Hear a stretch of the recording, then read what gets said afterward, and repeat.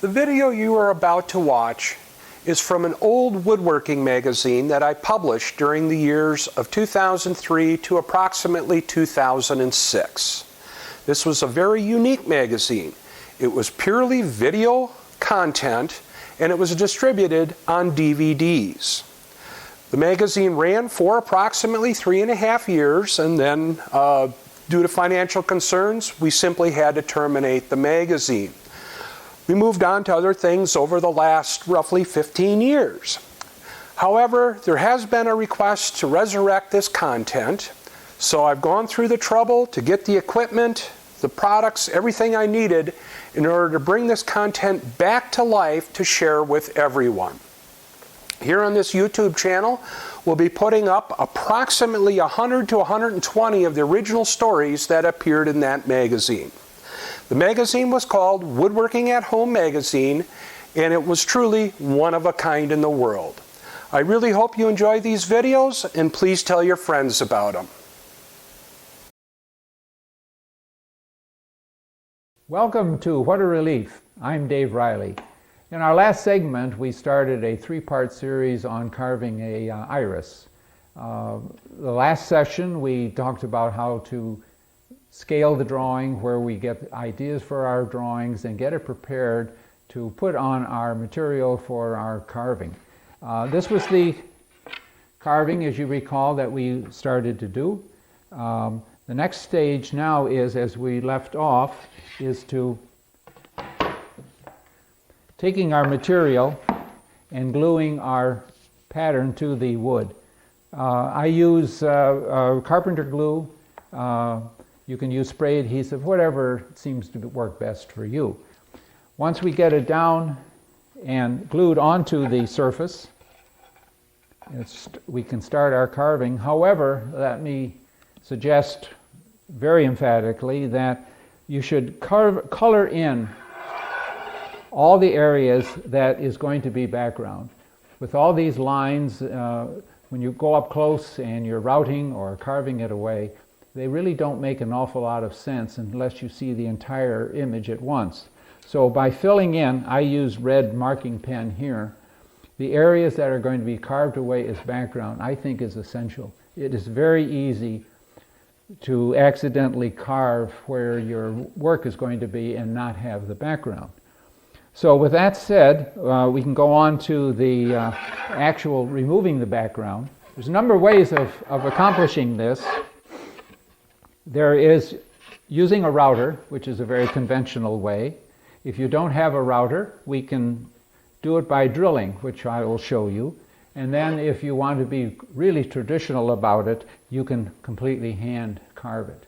So the first thing that we want to look at is the method that we'll use for the router.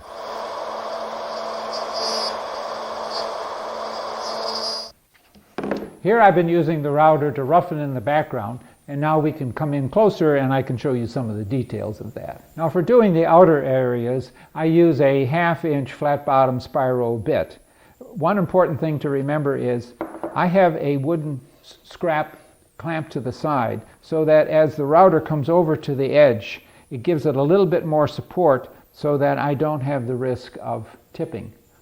Now for the inner areas, and I recommend doing the inner areas first while you have plenty of material to support the router. When I plunge down in, I hold the router here with my hand. I keep my hand tight against my work, and then by just moving my fingers, I have very, very fine control. And the vibration of the tool makes it just glide smoothly over the surface. Then when I'm finished, I can just release and I'm safe. My fingers are a long way from the blade so that there's really no safety problem right here.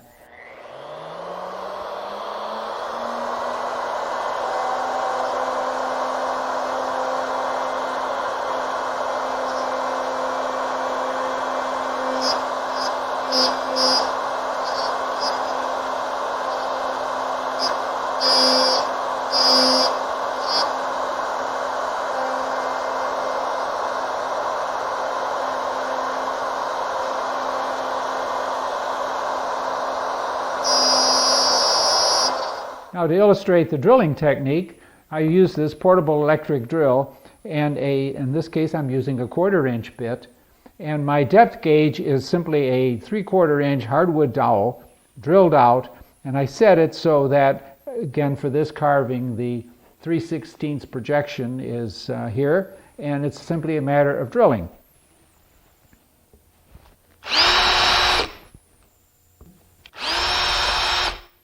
Then for the other method of drilling it out, we can just go right over to the drill press.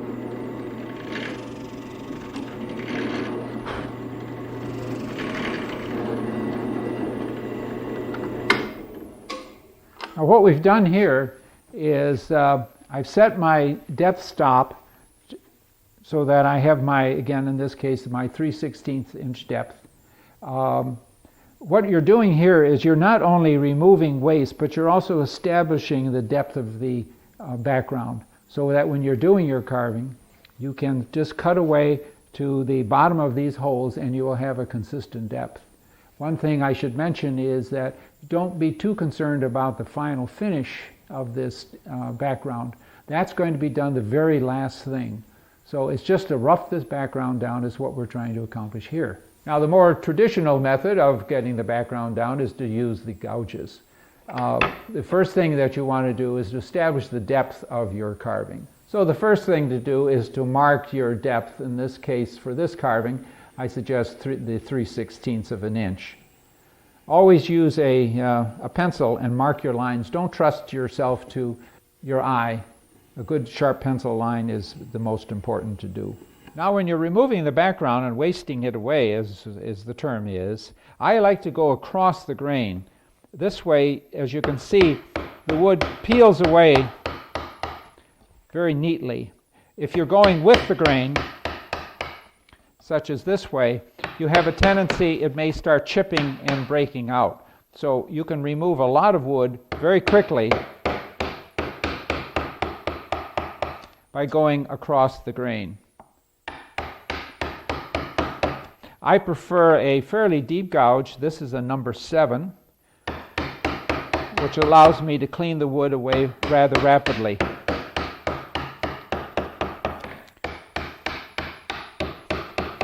I come to within about a 1/16 of an inch of my line.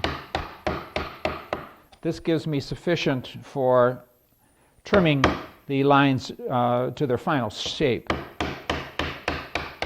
These are probably 1/16 of an inch cut maximum. As you get down toward the final depth, you want to start measuring to really be sure that you're at the correct point. Now for establishing the depth of our background, I go really high-tech here. A simple depth gauge is all that you need. This is a piece of 1x2 scrap. The screw in here is a drywall screw. I use those because they have such a nice sharp point. I've really embellished it with a wooden handle. A screwdriver works just as well. To use it, you simply set the depth, in this case 3/16, the projection of the screw, and then simply position it over your work, and I just press down because that sharp point leaves an impression wherever the wood is not to full depth. Go back, carve it away, and keep working it down until you have no contact at all and you'll be at your full depth.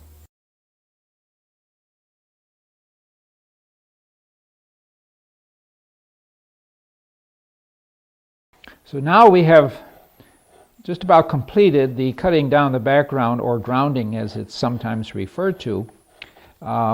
In this case, I used the router because I had one available. But as you can see here, areas that have been routed. I have also used the drilling method to reduce this center area. And so now all that's necessary to continue is to start and get the outline, and we'll cut right up to the outline. Now the object is to cut straight down. You want a fairly vertical edge. And now you're going to really start coming up close to the line. and chip all of this material away, because the cuts are going to define the outline of your carving rather precisely. So now is the time to do it. You can see that cutting the background away up to the edge as close as you can, 1/16 of an inch, I would suggest, gives you a place for your waste to go to. You're not wedging down into solid wood. And then come back underneath and get these pieces cut away.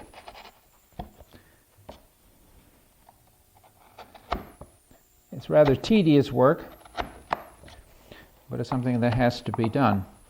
Now, in the inner areas where you have the drilled holes that we used, you'll need a smaller tool, and again, just start chopping down to widen out the areas. The bottom of your holes is the reference for your depth. And again, it's just start to nibble down. You can see how your waste goes back into your areas there. Sometimes a mallet is useful. Be careful not to go very deep into your background. You're going to end up then with a cut mark all along the base of your carving, and you don't want that. So be very careful about how deep. Just ease your way down to the background, and you won't have that, what I think is a pretty ugly cut there at the base. And then you can come in and cut these areas out. All right, moving on into one of these inner areas, let's take it down more to completion. These require just a little nibbling down. You have to work. These are essentially stop cuts that meet at the bottom. This is why the holes are very useful, because they're going to tell you how deep it is that you have to go. And if the grain is running in the proper direction, you can slide right along the edge. But generally, you're going to be chopping down. I use, in this case, is the number 3 fishtail gouge that has the wide flare at the end that looks like a fishtail, hence the name. And I use that for just my chopping down. And wherever I can fit in, I can take these pieces out.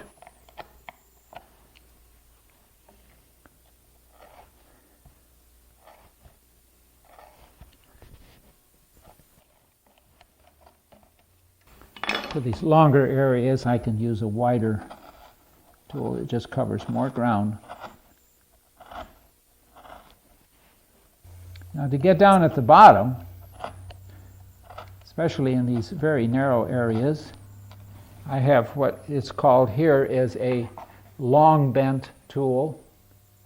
You can see the curve. There are other tools that are the short bent that are very tight, but in here this one seems going to work, and I can get down into this area and just peel the end.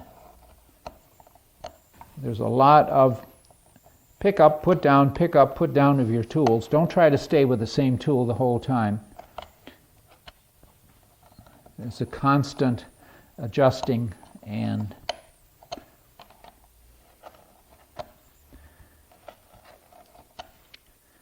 we just keep nibbling our way down. We'll talk about the final finishing of the background in the final segment. So that completes the getting the background down and getting the outline of each segment or each leaf or each feature of the carving completed. The next step now is to start the modeling and start the shaping of all the features of the carving.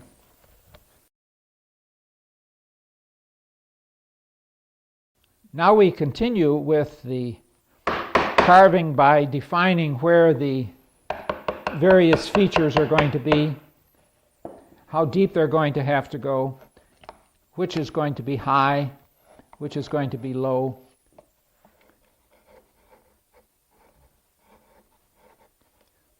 And you'll start the modeling. Where one feature goes underneath the other, it's simply a little stop cut and nibbling it out. Here's the other side.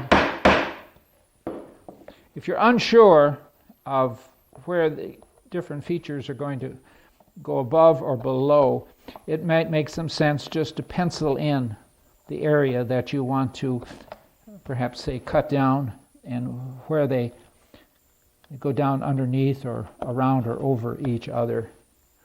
This is fairly straightforward work. Here you're going to lose your pattern from the top of the wood. So from time to time you'll be using your pencil just to redefine where some of these lines go. Now in this case, this one will go underneath that other piece. So